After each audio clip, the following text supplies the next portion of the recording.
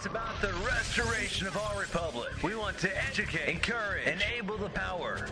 We stand for integrity, honesty, self-reliance, self-defense, and most importantly, no compromise on our foundational principles. This is America's Voice Now.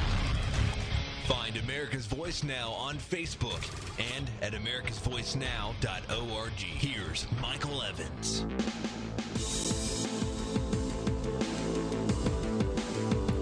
All right, America.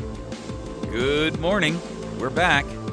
You're joining us here on America's Voice Now. My name is Michael Evans. I am the host here, and you're joining us in the third of four segments. This morning, we've covered a couple of other areas and topics that were current in the news. Our job here is to basically expose the Ministry of Propaganda. I'm sorry, the mainstream media. What was I thinking? The Ministry of Propaganda exposes you every day to manipulation, mind-altering, behavioral monitoring, and behavioral directing information. Their goal is to get you to toe the line. Their goal is to indoctrinate you. Our goal is to enlighten you, to wake you up and help you recognize from mainstream media's annals and archives that what they're not telling you is in many cases more important than what they are telling you. We go out and dig out stories all over the place. I do this every morning. I find those articles that I think are of value. Some are informative. Some I put out there just so that you'll read them and exercise your critical thinking skills. What are those skills? Critical thinking skills are those that enable you to analyze and evaluate information that's contrary to your predisposed bias or ideas and opinions. Most people form opinions based upon other people's opinions that they've adopted, right? And they parrot them. It's like a little parrot on your shoulder. Bip, bip, bip, bip, bip, bip, bip. Your goal, your job, if you truly want to be a critical thinker, is to look at information objectively. And objectively means that you have to read and educate yourself and study that information, which is not necessarily in agreement with your predisposed positions. Sometimes you actually have to see or hear or read those opinions which you are diametrically opposed to. A couple of reasons that that's beneficial to you. One, it challenges what you do believe, and it ensures that you believe it for the right reasons. Two, you may find some information upon which you agree with those people that you would ordinarily consider yourself in opposition to. Three, it also gives you the capability and the wherewithal to be able to understand how they're approaching something and how they're thinking, so that as you are exercising your leadership skills within your circle of influence that's around you every day, you have an opportunity to understand better where they're coming from.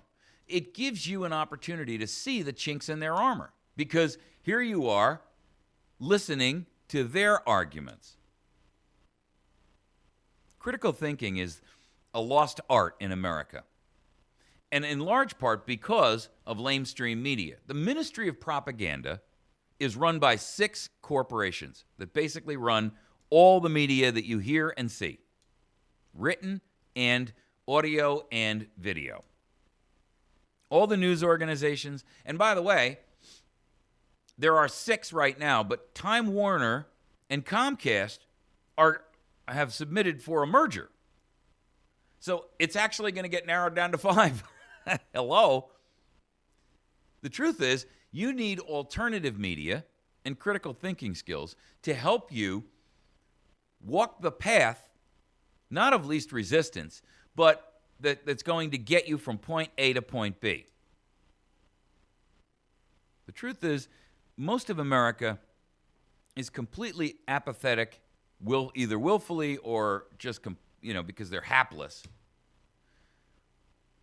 Most of America is apathetic about what's going on around us. And I've got to tell you, they are in for a rude awakening.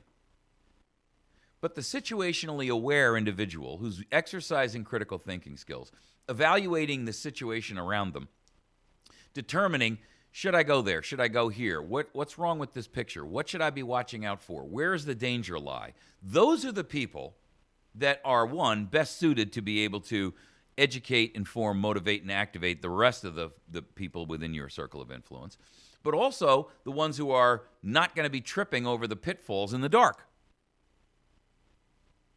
Don't you want to be one of those people?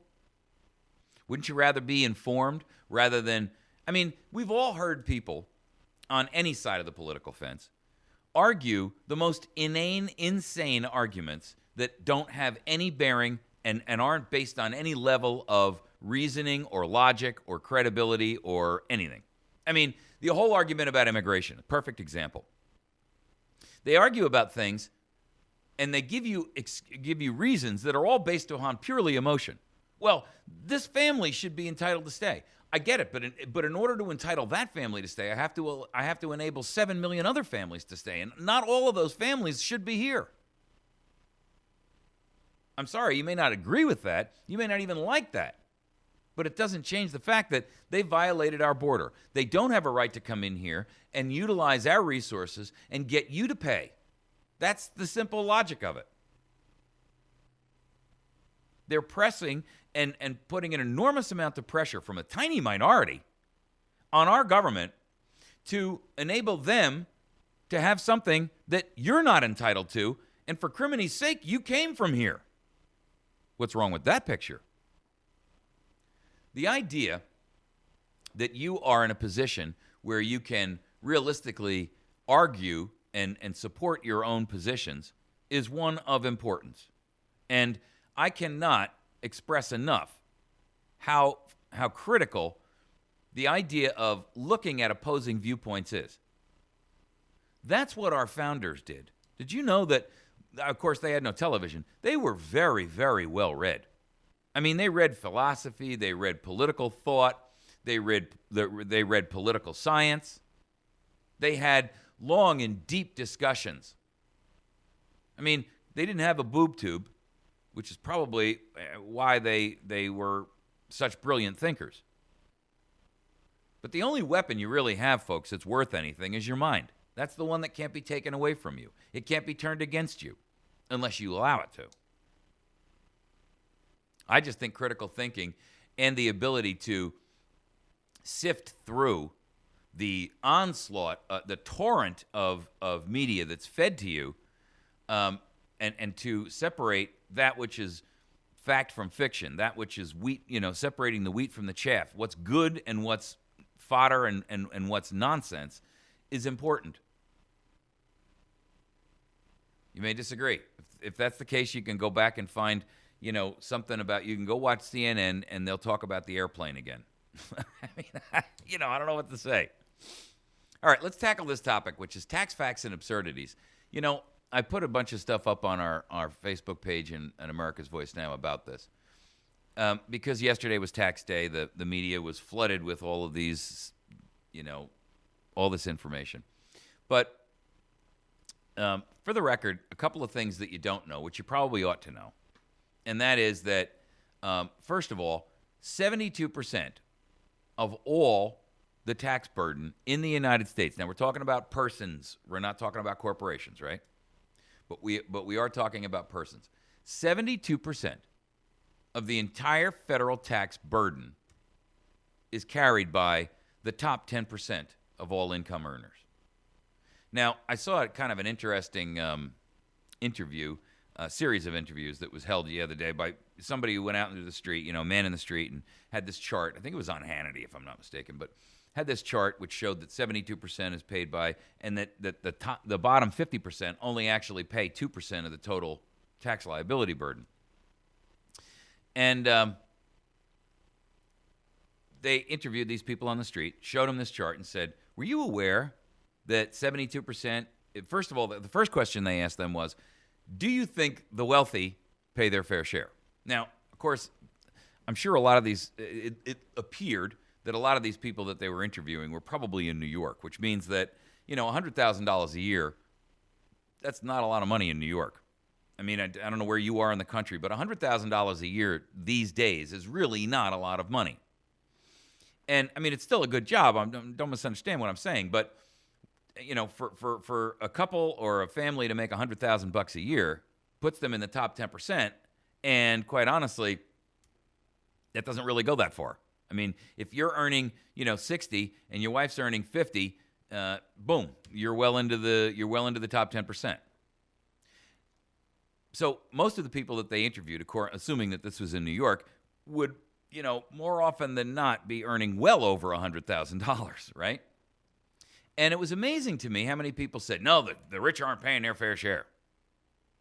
Then they showed them this chart and said, well, so for the record, let me show you that 72% of all of the federal income taxes collected from individuals and 72% of the tax burden on America is paid by the top 10% of earners. Well, it was quite interesting to see their change of mind when they saw the numbers in front of them. And that's what I'm talking about when I say critical thinking. See, most people are adopting what they've heard in the media.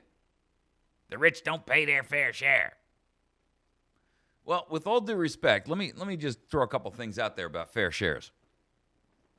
First of all, fair share only really matters when you're talking about fair and reasonable expectations of what we should be paying for. And I'm the first one to tell you, and you don't probably even need me to confirm it for you because you have this opinion yourself, but how much money does the government spend that it shouldn't be spending in the first place? So when you say, who's paying their fair share, I don't have a problem paying a fair share, and I'm sure most of you don't either. But I don't want the money squandered. I don't want the money used for purposes which are against the best interests of, 1, our nation, 2, myself, 3, my state. I don't want that. I don't want my money being used for Common Core. I don't want a Department of Education that has a $100 billion budget. That's $2 billion per state, or a little less if you're President Obama and you live in 57 states. You see, the point is simply this. Most Americans are reasonable people. We really don't have a problem paying government's debts. But what we expect is that government is going to be responsible about how they're harboring and husbanding our resources. And that they're not. So paying your fair share only matters when what they're spending money on is fair. I don't want to fund a study at Harvard University that determines why, I read it the other day, I forgot, I think it was ducks, that ducks have a corkscrew-shaped penis. I don't really care. And guess what? If that's really important, Harvard will find the money from someone else to do that study. A private philanthropist. But it shouldn't come from Bob and Cindy or Kelly and Wendy, who are actually just trying to figure out whether or not they should pay the mortgage or the medication bill this month for their kid. I got a problem with that. I've got a problem with the BLM spending $3 million of taxpayer money to go round up cows because they're owed what they claim to be $1 million. At what point in time do you have to look at this and say, well, there's no financial benefit in spending $3 million to collect $1 million?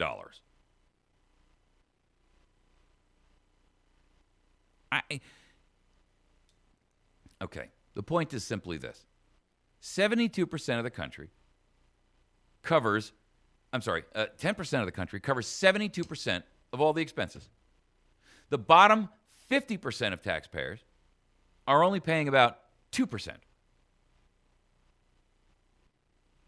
I'm sorry, I apologize. That number is wrong. It's 10%. The bottom 48% pay 10% of the total burden. Now, I want you to just recognize something. Back when the original IRS or the income tax was originally passed, it was like 6% of your income. 6%. I think most Americans would say, I think 6% is very reasonable. I have no problem giving you 6%.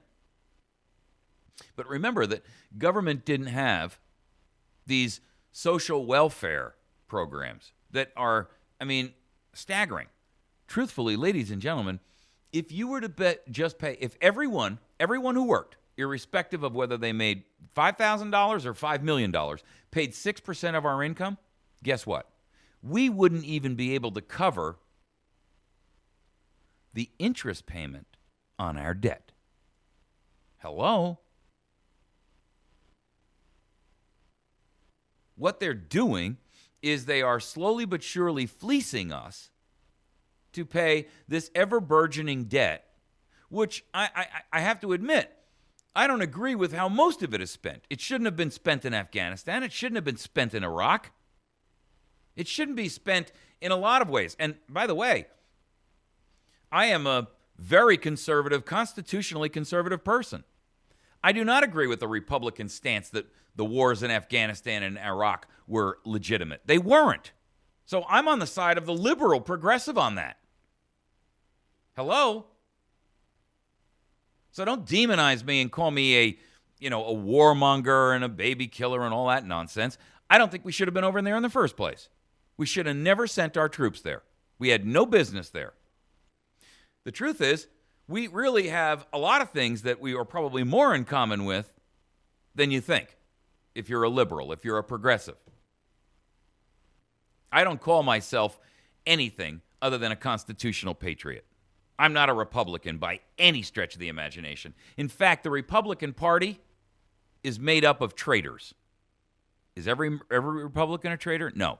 But anyone who is in elected office that is wearing the Republican moniker is. Oh, I'll get a ton of hate mail over that one. I don't really care. If you don't like this program, you can go out and watch CNN, and they will tell you all about Flight 370 for the 11,373rd time. Or you can watch Bill O'Reilly on Fox News, fakenews.com.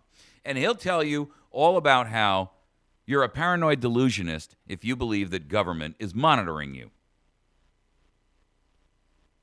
I don't know, ladies and gentlemen, the empirical evidence that government is doing that against your best interest is overwhelming. Only if you are comfortably ensconced in your own little bubble could you have the opinion that there's something good about that. By the way, I am a firm believer, along with the progressives, that the NSA and all this surveillance and spying and all that nonsense is bad for America. So, again, we're in agreement. They shouldn't be doing it. The Republicans are the ones who are promoting that. The Republicans are the ones who passed the National Defense Authorization Act that allows an American to be detained indefinitely based on a belligerent act. Excuse me, what exactly is the definition of a belligerent act? Maybe stepping outside of a little fenced area that says First Amendment free speech zone, somewhere in the deserts of Nevada. Yeah. The truth is, I don't really have a problem paying my fair share. I just want the share to be fair. I want the expenditures to be fair. Here's a kind of an interesting article from CNS News. And by the way, if you're not a CNS News subscriber, I encourage you to become one. CNS is in Charlie November Sierra. CNSnews.com. 86 million full-time private sector workers are sustaining 148 million benefit takers. Wow. Buried deep on the website of the U.S. Census Bureau is a number every American citizen, and especially those entrusted with public office, should know. It's 86,429,000. That is the number of Americans who in 2012 got up every morning and went to work in the private sector and did it week after week after week. These are the people who built America, and these are the people who can sustain it as a free country. The liberal media has not been made famous has not made them famous like the polar bear, but they are truly a threatened species. According to the Census Bureau, approximately 103 million people worked full-time year-round in the United States. A full-time year-round worker is a person who worked, quote, 35 hours or more per week, which is considered full-time, and 50 or more weeks during the previous calendar year, year-round. That's the Census Bureau's definition. For school personnel, summer vacation is counted as weeks worked if they are scheduled to return to their job in the fall. So they can throw teachers into that mix. Of the 103 million full-time year-round workers, 16.6 million of them worked for the government. That included 12.6 million who worked for state and local government and 4 million who worked for the federal government. The 86 million Americans who work full-time year-round included 77.3 million employed as wage and salary workers. At first glance, 86,429,000 people might seem like a healthy population of full-time private sector workers. But then you need to look at what they're up against. They are supporting 147 million people who are receiving some sort of 148 million people, who are receiving some sort of benefits.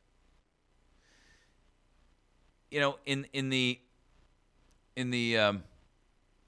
Atlas Shrugged book by Ayn Rand, they were called the looters, right? These were the people who basically were recipients of the benefits of the Great Republic, but actually did nothing to participate in it or to generate any of the fodder, the momentum, the forward movement, the energy. Ladies and gentlemen, you can't have a lopsided scenario like that, where 86 million people are paying for the benefits of 148 million other people.